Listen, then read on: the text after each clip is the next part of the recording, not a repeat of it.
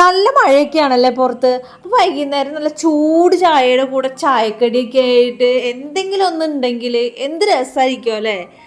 അപ്പോൾ എൻ്റെ ഇന്നത്തെ ഒരു സ്പെഷ്യൽ എന്ന് പറഞ്ഞാൽ ചക്ക കൊണ്ടുള്ള സുഖിയനാണ്. അപ്പോൾ അത് എങ്ങനെ ഉണ്ടാക്കാമെന്ന് നമുക്ക് നോക്കിയാലോ. അപ്പോൾ ചായ കഴിക്കാൻ പറ്റുന്ന നല്ല സൂപ്പർ സാധനമാണ്. അപ്പോൾ ഒരു പിടി ചക്കയാണ് എടുത്തേക്കണേ കേട്ടോ. നല്ല പഴുത്ത ചക്കയാണ് എടുത്തേക്കുന്നത്. ഇനി അതൊന്ന് ചെറിയ ജാറിലിട്ട് അടിക്കുകയാണ്. അപ്പോൾ ഒരു പ്രത്യേകം ശ്രദ്ധിക്കണം, എല്ലാവരെയും ജാറ് ഒരേപോലെ ഒന്നും അരിക്കണമെന്നില്ല. അപ്പോൾ കുറച്ച് ഇട്ട് വേണം അടിക്കാൻ കേട്ടോ. ഞാനിത് മൊത്തത്തിലിട്ട് അടിച്ചു. ചിലവർക്ക് ചിലപ്പോൾ പെട്ടെന്ന് സ്റ്റക്കാവുകയൊക്കെ ചെയ്യും. അപ്പോൾ അതൊന്ന് ശ്രദ്ധിച്ചിട്ട് അടിച്ചു വെക്കണം കേട്ടോ. വെള്ളമൊന്നും ഒഴിക്കേണ്ട, വെറുതെ അടിച്ചെടുത്താൽ മതി. ഇനി ഇതിലേക്ക് വേണ്ടുള്ള മധുരത്തിന് വേണ്ടിയിട്ട് 3 കട്ട ശർക്കര, ചെറുതായതുകൊണ്ട് 3 കട്ട ഇടണം, വലുതാണെങ്കിൽ 2 കട്ട എടുത്താൽ മതി കേട്ടോ. അപ്പോൾ ഇനി ഇത് പാനിയാക്കാം കേട്ടോ. അതിന് ശേഷം ഇത് നല്ല പോലെ അരിച്ചിട്ട് നമുക്ക് പാൻ ചൂടാക്കാൻ വെച്ചിട്ട് അതിലേക്ക് ഒഴിക്കുകയാണ് വേണ്ടത്. അപ്പോൾ ചെറു ചൂടോടെയാണ് ഒഴിക്കണേ കേട്ടോ. ഇനി ഇതിലേക്ക് നമ്മൾ അരച്ച് വെച്ച ചക്ക ഉണ്ടല്ലോ, ആ ചക്ക ഇതിലേക്ക് ഇടുക കേട്ടോ. അപ്പോൾ നല്ല കട്ടിയുള്ളതുകൊണ്ട് കൈ കൊണ്ട് തന്നെ വകഞ്ഞൊഴിക്കണം കേട്ടോ. ഇനി ഇത് പതുക്കെ ഇളക്കി അതൊന്ന് കട്ട പോലെ ഇരിക്കുകയാണല്ലോ, അത് നല്ല പോലെ ഒന്ന് മെൽറ്റാക്കണം.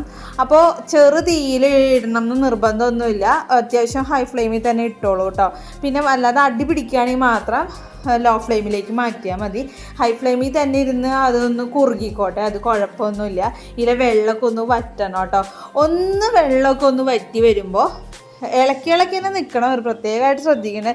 ഇനി അതിലേക്ക് നമുക്ക് ചെയ്യേണ്ടത് വെച്ചാൽ അതിലേക്ക് ഒരു പിടി തേങ്ങ ചരിവിയതാണ് ഇടേണ്ടത് കേട്ടോ.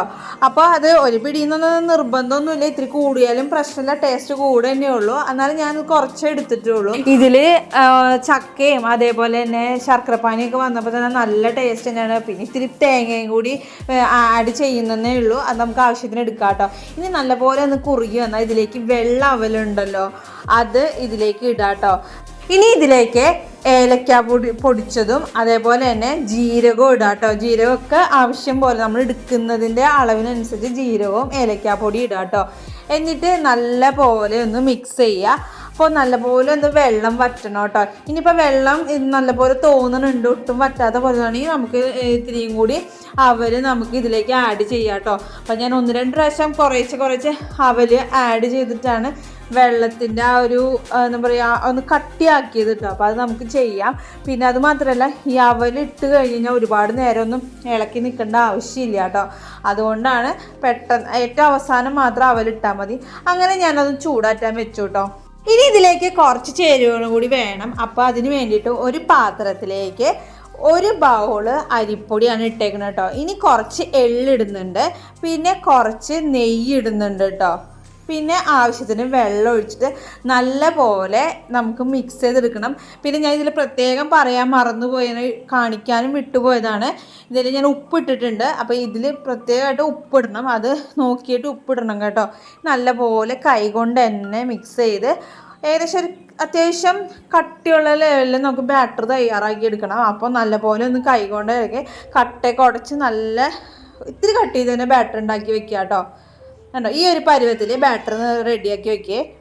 അങ്ങനെ സുഖിയൻ ഉണ്ടാക്കാനുള്ള കൂട്ടുകളൊക്കെ റെഡി ആയിട്ടുണ്ട്. ഇനി നമുക്ക് ഒന്നൊന്നായിട്ട് ഉണ്ടാക്കി തുടങ്ങാം. അപ്പോൾ നമ്മൾ നേരത്തെ ചൂടാക്കാൻ വെച്ച ഒരു കൂട്ടുണ്ടല്ലോ, അത് നമുക്കൊന്ന് ഉരുട്ടി വെക്കണം. അത് നമുക്ക് ഉള്ളിൽ ഫില്ല് ചെയ്യാനുള്ളതാണ്. അപ്പോൾ അത് നമുക്ക് ഓരോന്നായിട്ട് എടുത്ത് ചെറിയ ഉരുളകളായിട്ട് നമുക്ക് ഉരുട്ടി വെക്കാം കേട്ടോ.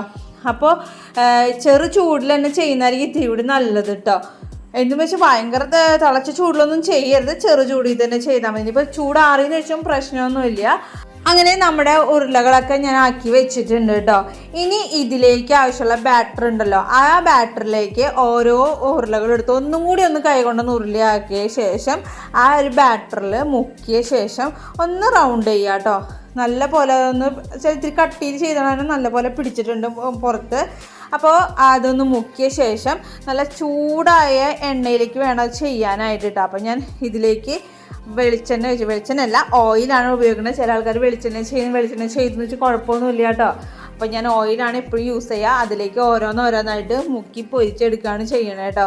അപ്പോൾ നല്ല ഹൈ ഫ്ലെയിമിൽ തന്നെ ഇട്ടിട്ട് വേണം നമുക്ക് ഇതൊന്ന് പൊരിച്ചെടുക്കാനായിട്ട്. കാരണം ഉള്ളിലത്തെ ഫില്ലിങ്സൊക്കെ ഓൾറെഡി നല്ലപോലെ വെന്തതാണ്. അപ്പോൾ ഒരുപാട് ടൈമൊന്നും വേണ്ട, നല്ല ചൂടിൽ തന്നെ അതൊന്ന് മുക്കി പൊരിച്ചെടുക്കുകയാണ് വേണ്ടത്. ഒട്ടുമിക്ക ആൾക്കാർക്ക് ചക്ക കൊണ്ടുള്ള പലഹാരങ്ങളൊക്കെ ഒത്തിരി ഇഷ്ടമാണ് കേട്ടോ. അത് ഒന്ന് കഴിക്കാനും അല്ലെങ്കിൽ ഉണ്ടാക്കാനൊക്കെ ഒത്തിരി ആളുകൾക്ക് ഇഷ്ടമാണ്. അപ്പോൾ അവർക്കൊക്കെ ഏറ്റവും ഉപകാരപ്രദമായിട്ടുള്ള വീഡിയോസുകളാണ് ഞാൻ ഇടുന്നത് മൊത്തം കേട്ടോ. പ്രത്യേകിച്ചും ഞാൻ ഇടുന്ന വീഡിയോയിൽ എന്ന് വെച്ച് കഴിഞ്ഞാൽ നമ്മുടെ കുഞ്ഞുങ്ങൾക്കൊക്കെ 4 മണിക്ക് പലഹാരമായിട്ട് കഴിക്കാൻ പറ്റുന്ന നല്ല ഹെൽത്തി ആയിട്ടുള്ള പലഹാരങ്ങളാണ് ഞാൻ ഏറ്റവും കൂടുതൽ ഇടുന്നത്. അതെൻ്റെ ഓരോ വീഡിയോയിലും അങ്ങനെ തന്നെയാണ് കേട്ടോ. അങ്ങനെ എൻ്റെ ഒരു സെറ്റ് ഞാൻ ഇട്ട് കഴിഞ്ഞു. അപ്പോൾ അടുത്തതും ഞാൻ ഇതേപോലെ ചെയ്യാണ്. ഇതിൻ്റെ ഉള്ളിലത്തെ ഫില്ലിങ്സൊക്കെ നല്ല ടേസ്റ്റിയാണ് കേട്ടോ.